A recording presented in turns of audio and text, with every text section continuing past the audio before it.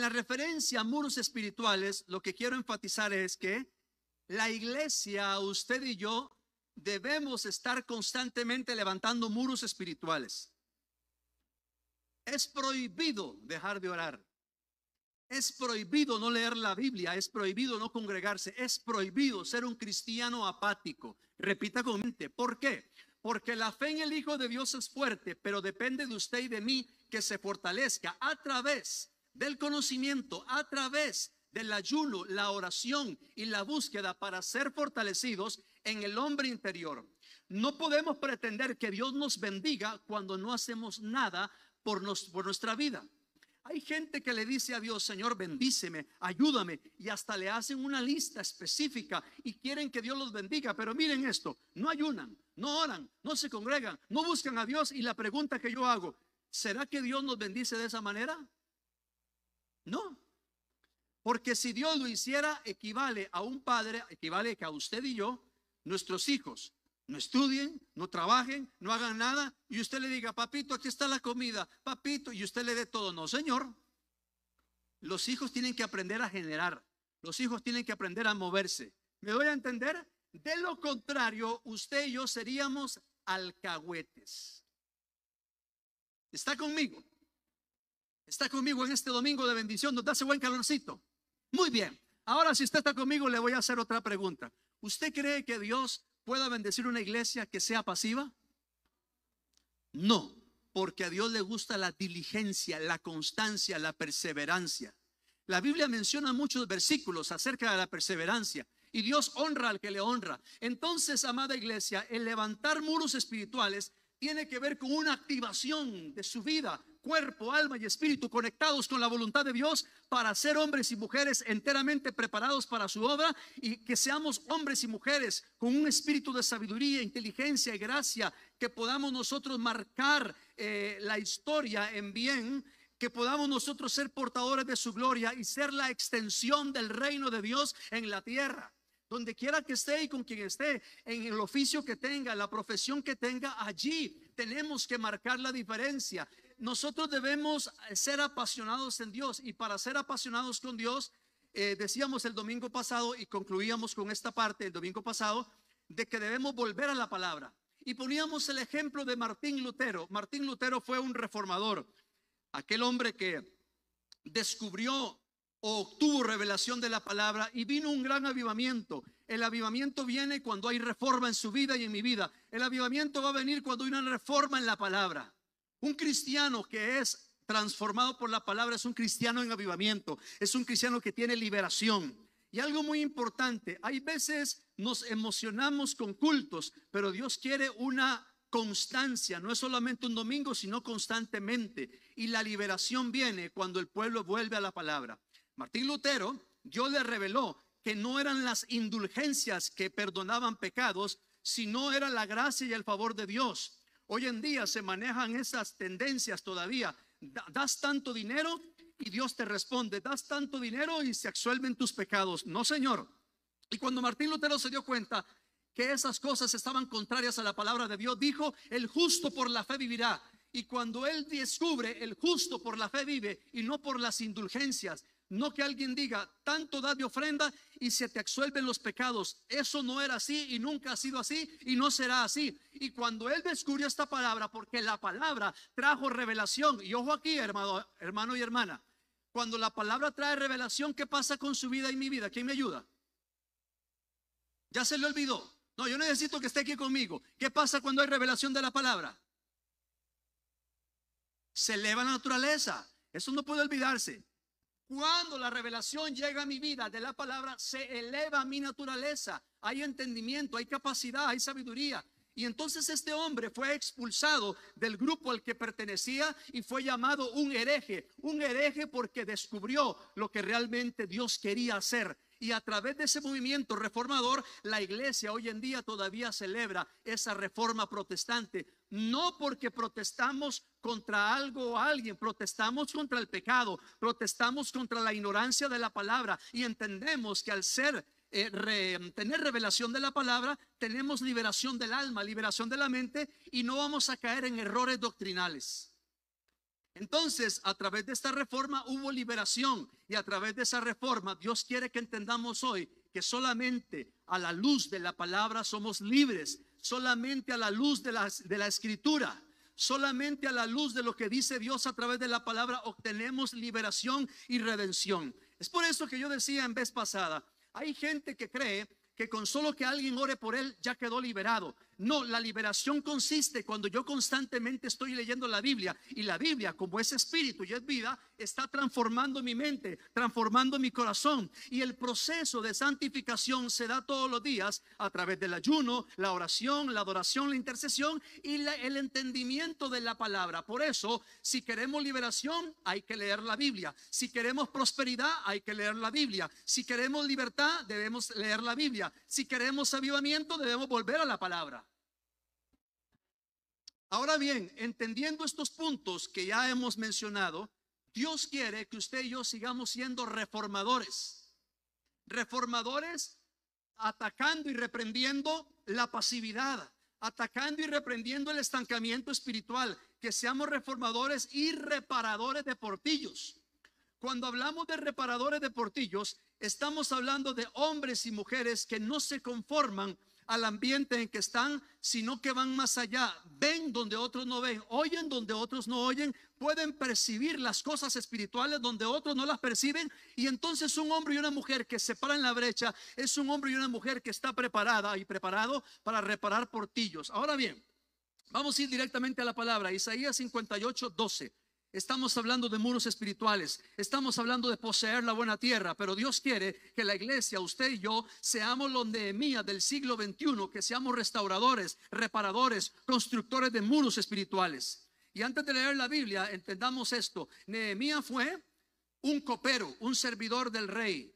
Nehemías fue un constructor, Nehemías fue un gobernador, y Dios quiere que usted y yo seamos servidores de su reino, seamos constructores en las cosas espirituales y seamos gobernadores, que aprendamos a gobernar en su poder, en su gracia y en su amor. Leemos 58:12 del libro de Isaías. Y los tuyos edificarán las ruinas antiguas, los cimientos de generación y generación levantarás, y serás llamado reparador de portillos, restaurador de calzadas para habitar. Mis hermanos de Cabot, si son tan amables, vamos a leer este mismo versículo, pero en lenguaje actual, para descifrar aún más lo que Dios quiere hablarnos. 58:12 en TLA, por favor. Dice, ¿lo tenemos? Vean esta versión, que interesante. Yo quiero que preste atención a las palabras. Dice, algunos de ustedes reconstruirán las ruinas desoladas de sus ciudades. Entonces serán conocidos como ¿qué? ¿Quién me ayuda? Como reconstructores de muros y restauradores de casas. En el ámbito espiritual, Nehemías fue un reconstructor. No solamente se restableció el culto, sino también las murallas físicas, o literalmente hablando, las murallas que habían sido derribadas, pero también se restauró la parte espiritual. Se restauró el ayuno, se restauró la oración, se restauró el arrepentimiento, se restauró que el pueblo necesitaba confesar pecados. Y es ahí donde yo quiero llegar. El reparador de portillos es un hombre y una mujer que no compromete sus principios y valores, sino que tiene celo por la casa de Dios, tiene celo por la familia, tiene celo por lo que Dios le ha dado, y nunca va a decaer ni a retroceder, sino que se va a fortalecer en Dios, y vamos a ir, como dice la Biblia, de aumento en aumento hasta que el día es perfecto, porque eso lo menciona Proverbios. Mas la senda o el camino del justo es como la luz de la aurora, que va en aumento hasta que el día es perfecto. Día con día hay que ir como de aumento. Pero a veces hay cristianos que van no como la luz de la aurora, sino que van como el cangrejo, para atrás, sí o sí. Pero Dios quiere que vayamos hacia adelante, y cuando sientamos de fallecer hay que descansar en Dios, tomar fuerzas y seguir adelante, pero nunca hacia atrás, porque la Biblia dice que no somos de los que retrocedemos, sino de los que alcanzan el favor de Dios. Cuando leemos en Isaías que seremos llamados reconstructores y reparadores de portillos, ¿qué significa un portillo? Y antes de explicarle, Hay veces pasa con los famosos roedores, los famosos ratoncitos, ¿verdad? Que se infiltran en la casa. ¿Cuántos les han pasado? Y usted dice, ¿por dónde se metió este condenado? Si ya tengo todo cerrado. Y va viendo usted una endija, un portillo. Pero ¿cómo va a pasar por ahí? Si eso es tan pequeño. Sí, por ahí se filtró. ¿Qué es lo que usted y yo hacemos? Le ponemos ahí cemento, le ponemos madera, tapamos esas grietas o fisuras para que no entre más ese roedor. Y eso es un portillo. Podemos poner otro ejemplo. En un muro, cuando el agua se está filtrando mucho, hay grietas, hay portillos que hay que impermeabilizar. En nuestra casa, en un tiempo, digo, ¿qué está pasando? ¿Por qué se filtra así como el agua? Y nos dimos cuenta que al otro lado, la pared no estaba, ya estaba dañada, no estaba impermeabilizada y por ende habían grietas. Ese tipo de grietas o fisuras son esos portillos por el cual se filtran cosas que empiezan a dañar ya sea el lugar o a dañar el ambiente. Espiritualmente hablando, los portillos son esas grietas que se han hecho a lo largo de la historia en los cristianos, en las familias, en las iglesias, y han dañado corazones. Mucha gente se ha apartado del Señor, mucha gente ha descuidado la vida cristiana, y es hora de levantarnos como un Nehemías en el siglo XXI y reparar los portillos y restaurar las ruinas en el nombre de Jesús. Gloria a Dios. Entonces, un portillo puede ser un hoyo o un hueco en un muro, una grieta grande en él.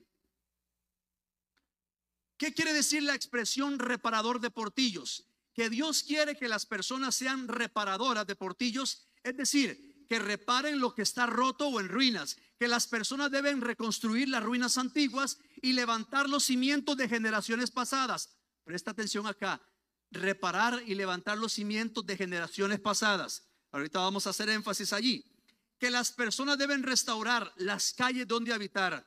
Dios nos está llamando a ser ese tipo de persona, un Nehemías del siglo XXI que se levanta, que se prepara, que se nutre y que tiene celo por Dios para pelear a favor de la familia, a favor de la iglesia, a favor de Costa Rica y a favor de todo aquello que Dios nos ha dado. Que no se diga de usted y de mí, aquí quedó. No, que se diga, aquí no quedó, aquí siguió avanzando fulano.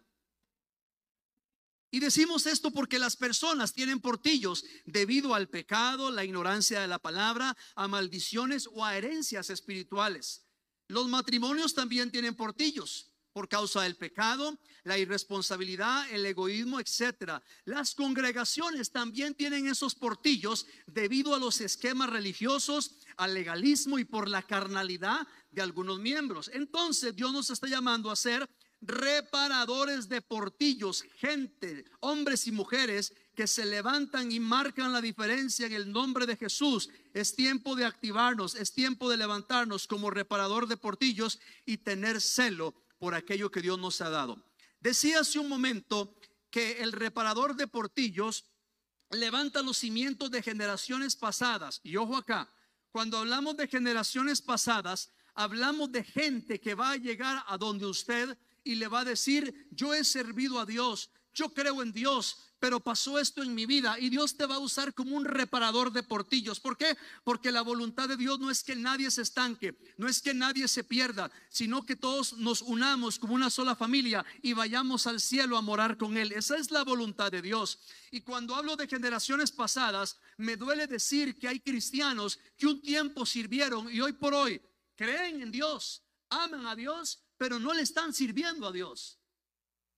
Vuelvo a repetir, hay cristianos que creen en Dios, que aman a Dios, pero no le están sirviendo en el nivel que Dios quiere que le sirvan. ¿Por qué? Porque sencillamente se conformaron y creyeron que ya su tiempo pasó. Ojo acá, el tiempo en Dios nunca pasa. El hombre pasa de moda. El hombre hoy es y mañana no es. Los tiempos cambian, los tiempos varían, pero el que hace la voluntad de Dios permanece y aún en la vejez fructifica. ¿Por qué digo esto? Porque cuando Dios le habló a Jacob para bendecir a los hijos, le dijo a José: José, tú eres una rama fructífera. Y José fue fructífero en su vida diaria, en su caminar, en la parte espiritual. José fue fructífero aún en los negocios, en la parte administrativa. José fue fructífero en Egipto. Usted y yo somos esa rama fructífera que nunca va a pasar, que nunca va a decaer, porque el Salmo capítulo 1 dice que somos bienaventurados cuando creemos en Dios, amamos a Dios y somos como ese árbol plantado junto a corrientes de agua, que la hoja no cae y da fruto en su tiempo. Dios te ha llamado a ser un reparador de portillos y no a estancarnos espiritualmente hablando. Entonces me duele ver que hay cristianos que un tiempo sirvieron y hoy por hoy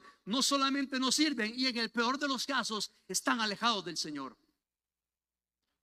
A título personal, un profesor que yo tuve, que oró por mí en mis comienzos y me instruía en la palabra, cuando yo le he contado en mis 14 años de edad que apenas tenía, me convertí al Señor, y gracias a su misericordia, porque fue la mejor edad. Y amado hermano y hermana, y él nos instruía, yo lo usaba en la alabanza. Conforme fue pasando el tiempo me di cuenta que se alejó del Señor, y eso le duele a uno, porque los heraldos, los que fueron líderes, hoy en día ya no están.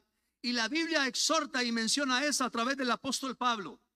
Yo mismo, dice, yo mismo golpeo mi cuerpo, yo mismo me estoy hablando, yo mismo me estoy despabilando, hablando en términos populares o de manera tica, los costarricenses. Despabilese, muévase, haga algo. Yo mismo golpeo mi cuerpo, decía Pablo. Yo mismo estoy constantemente creciendo, no sea que habiendo sido heraldo venga a ser eliminado de la gracia de Dios.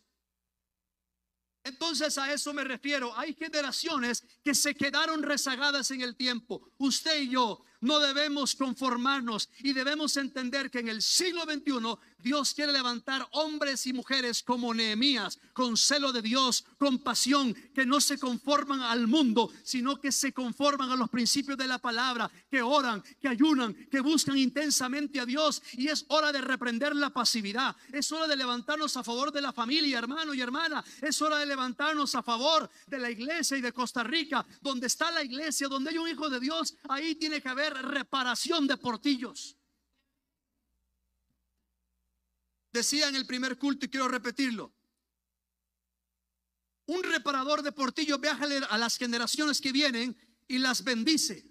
Y no solamente las bendice, sino que deja una huella para que sigan. Un reparador de portillos bendice a sus generaciones, levanta el estandarte de justicia, y las generaciones que vienen atrás van siguiendo esa luz. ¿Por qué? Porque un reparador de portillos jamás puede dejar la antorcha botada.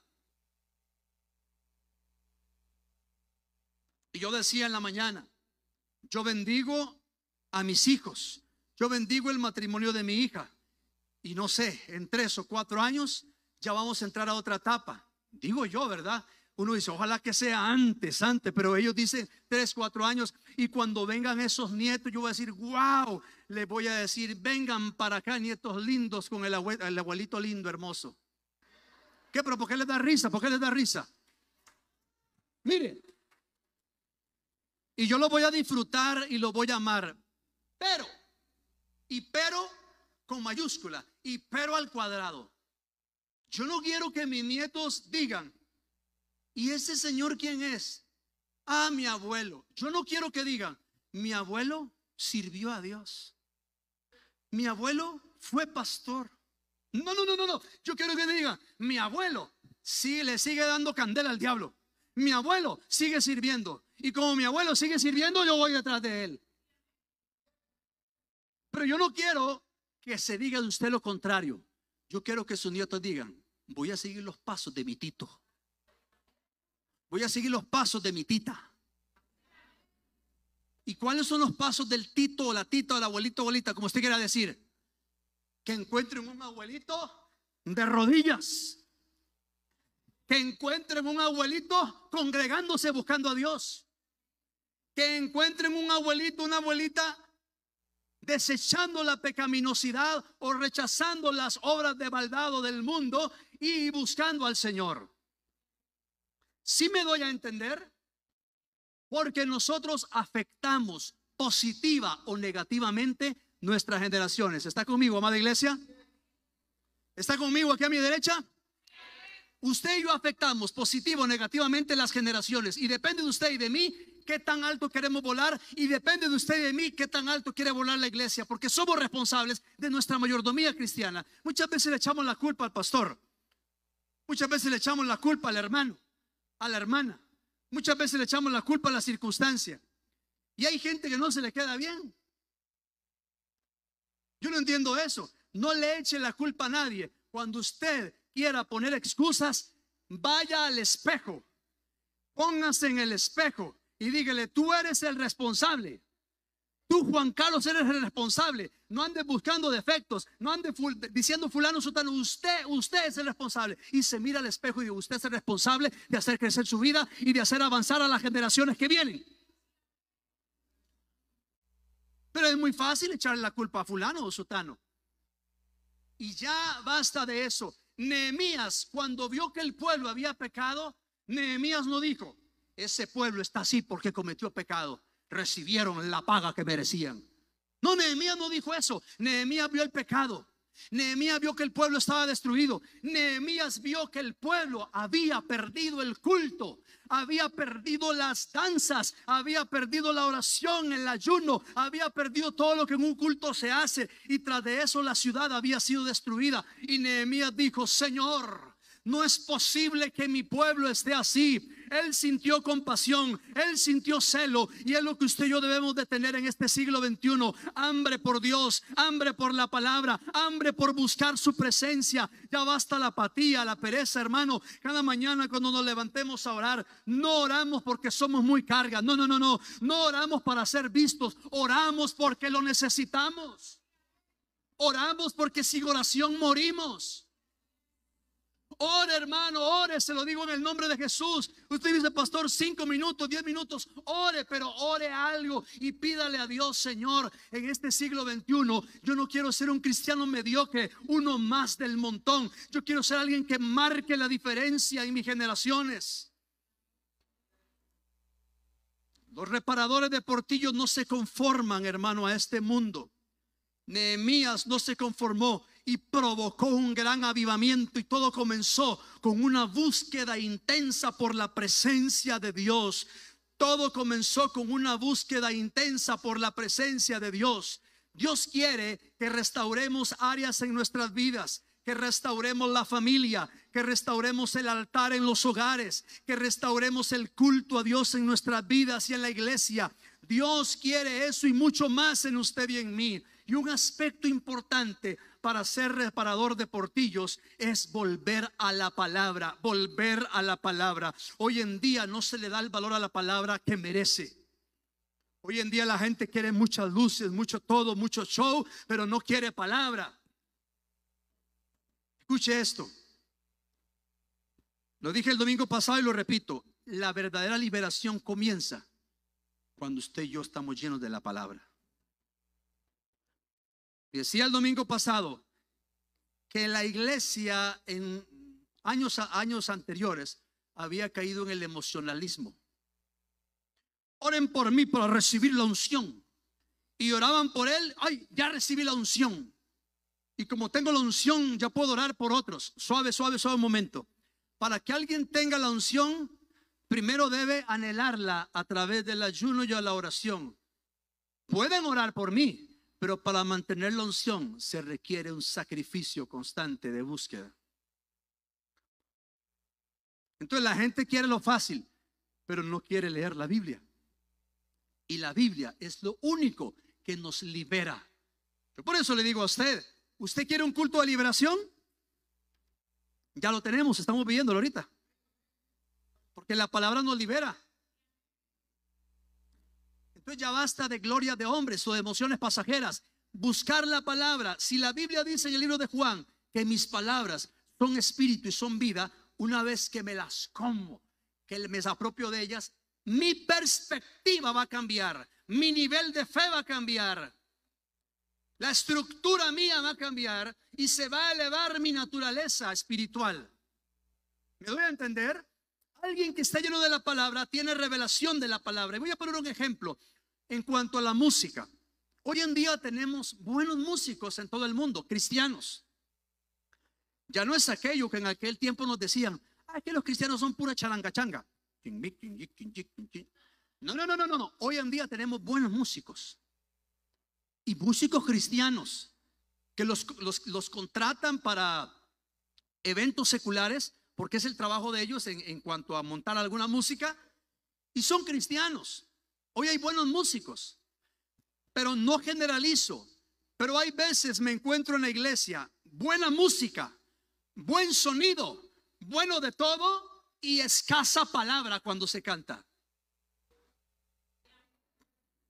Mucho show, mucho todo, pero el que está dirigiendo no lee la Biblia. Entonces, ¿qué va a dar? No es tanto, hermano, lo que yo puedo hacer, es lo que yo soy en Cristo. Y el volver a la palabra, debemos amar la palabra. Le doy un consejo. En un culto, todo es importante. Ni la alabanza es más importante, ni la palabra. Todo, porque todo es de Dios. Y es para Dios. Y le doy otro ejemplo. Cuando alguien está lleno de la palabra, no le va a costar adorar a Dios. Porque ha entendido a la luz de la Biblia lo que significa adorar y la transformación que hay a través de la adoración. Porque un adorador no espera que le diga que levante las manos. Un adorador levanta hasta los pies. ¿Me da permiso de decirle algo? ¿Me da permiso o no me da permiso? Ok. Después de que haberle dicho esto, le hago otra pregunta anticipada. Después de decir lo que voy a decir, ¿me va a seguir amando? Algunos ya lo dudaron, ¿verdad? ¿A quién sabe qué me va a decir? No, le vuelvo a preguntar. Como me dio permiso, lo voy a decir. Y después de decir lo que voy a decir, ¿me va a seguir amando? Muy bien. Algunos hermanos se quedaron callados, pero no importa, ahí le va.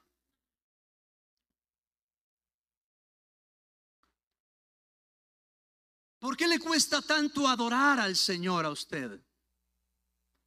¿Por qué la adoración no se emociona? ¿No se da cuenta quién que tiene enfrente? Vuelvo a repetir. Yo veo los estadios. ¡Ay, mi ídolo! Y sale el ídolo ahí.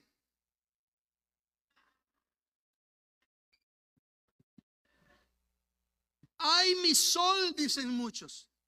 Pero ese sol o ese ídolo, hoy es y mañana no es. Con el tiempo se arruga. Con el tiempo se envejece. Pero la gente, vean, en los años 80 había un grupo muy famoso y todas las chiquillas y se desmayaban. Se desmayaban. Ya me puedo morir tranquila, ya los vi. Pero se desmayaban y hasta la ropa les tiraban. Y los estadios, la gente, ¿cuánto va de la entrada? 80,000.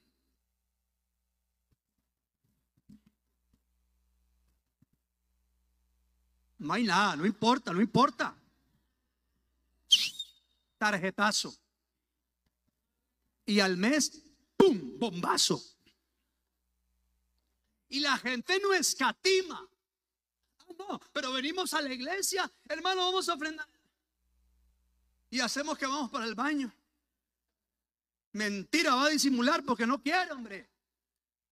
No, pero aquí no pasa eso, ¿verdad que no? Vamos a adorar al Señor.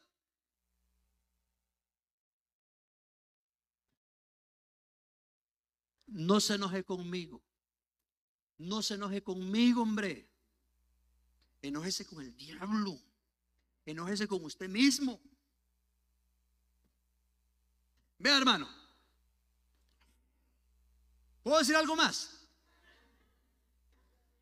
Hay gente que no se mueve para adorar a Dios. Y yo, Señor, mándale un temblor para ver si hacen algo. Ay, está temblando, ya se movieron por lo menos.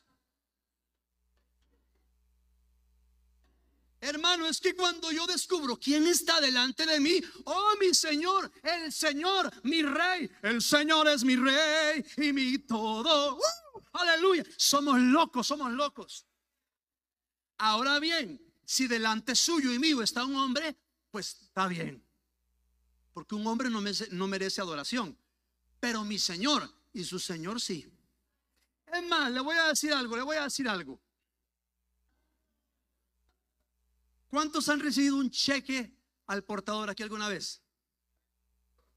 ¿Ustedes nunca han recibido un cheque? ¿Por qué no? ¿Nunca les han pagado un cheque al portador? También los jovencitos no, pero los grandes sí. Muy bien. Y entonces esa plata que te dan por algún trabajo, ¿de quién es? Ok, suya. Y usted no dice, cheque al portador, 300,000 colones. Usted no dice, sí, lo está ocupando. Bueno, así como, hermano, lo voy a cambiar. No, cuando le llega ese cheque, usted dice, wow, yo pensé que era menos. Y vamos de la esposa, mire mi amor, ya vamos a tener ahí para sus uñas. Y wow, y se alegra, ¿no? ¿Sí o sí? Pues el Señor te dio un cheque al portador en la cruz del Calvario y te dijo, mío eres por la eternidad, somos libres.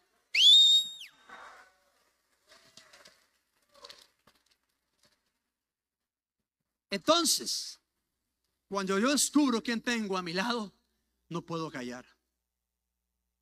Pero hablemos claro y pelado, dijo el hermano. Muchos le gritan más a la Liga, y le gritan más a Saprissa, y le gritan más a Heredia, a Cartago, Punta Arenas, Santos y todo, y menos a Cristo. Y muchos se agarran con otros por su equipo. Suave, suave, nadie me toque a la Liga. Si así defendieran el evangelio.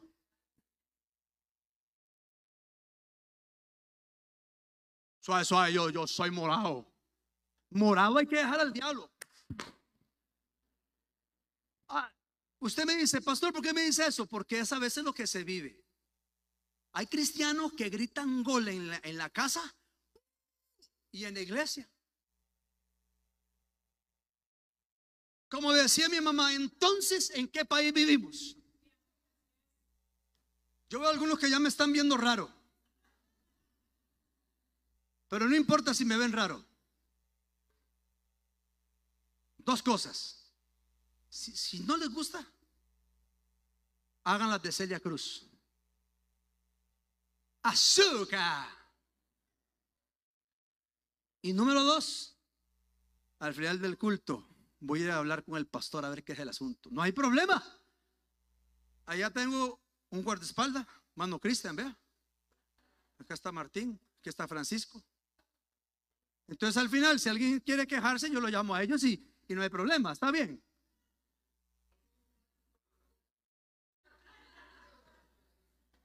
¿Y usted también, Gustavo? ¿Usted está conmigo?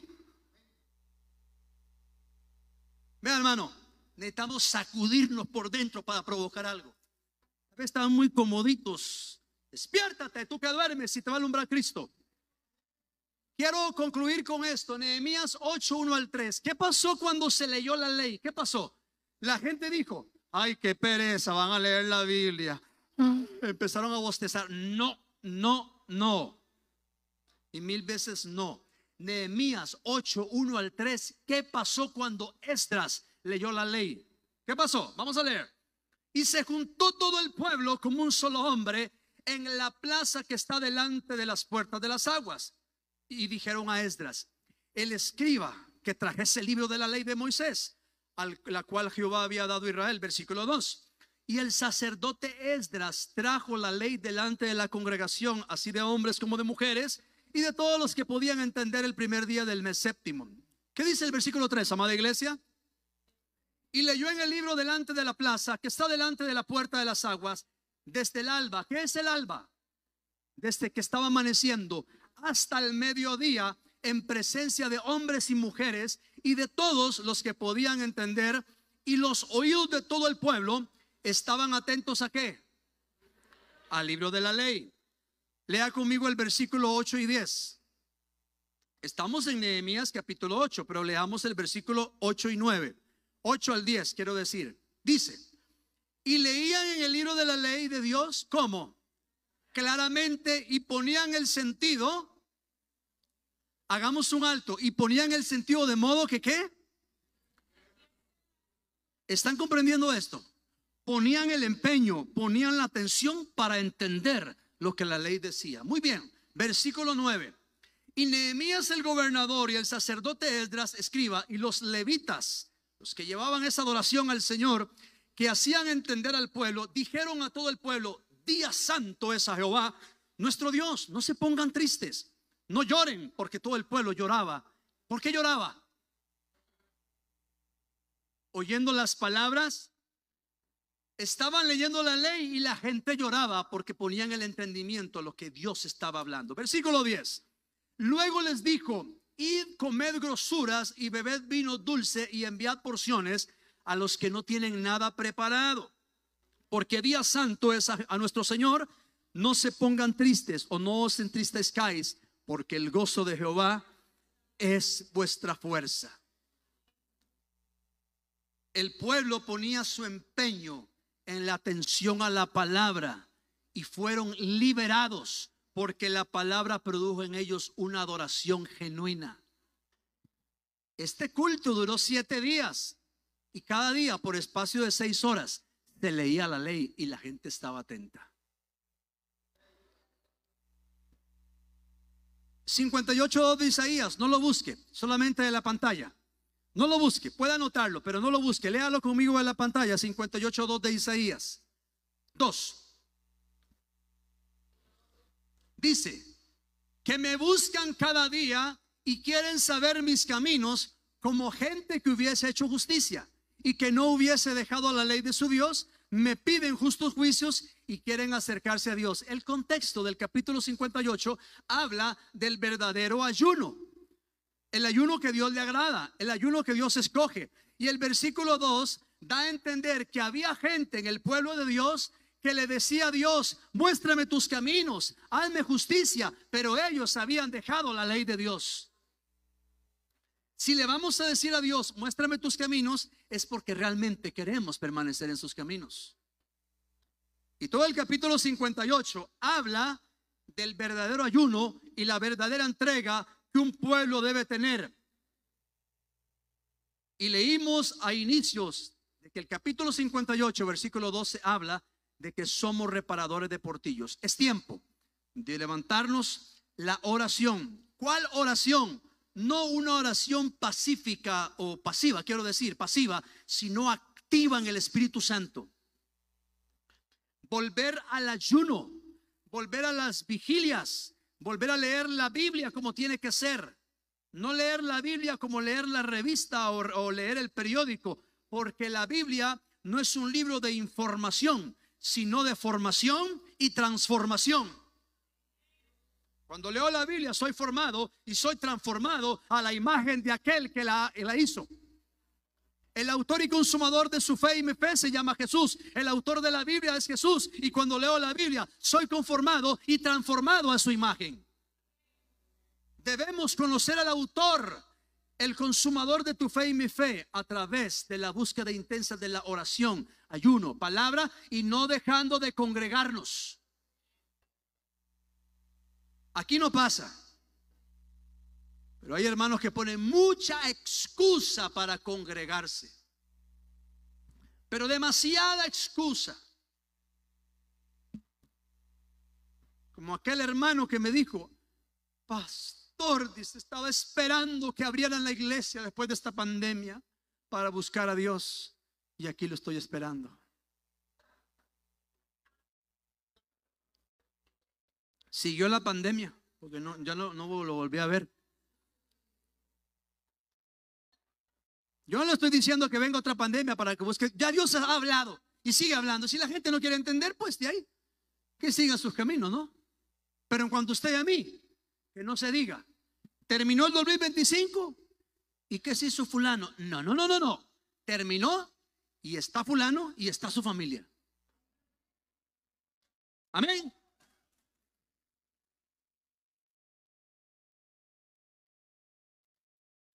Somos reparadores de portillos.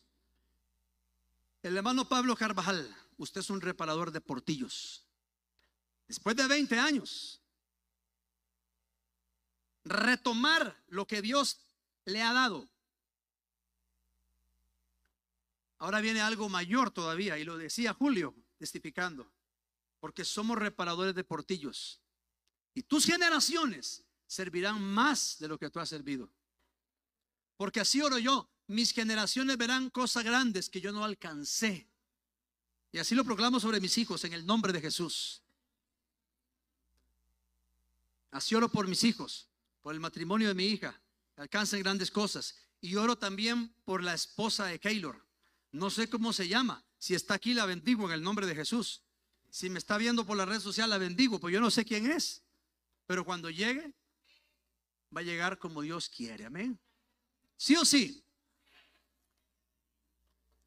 Antes de orar, mañana estamos en ayuno y oración.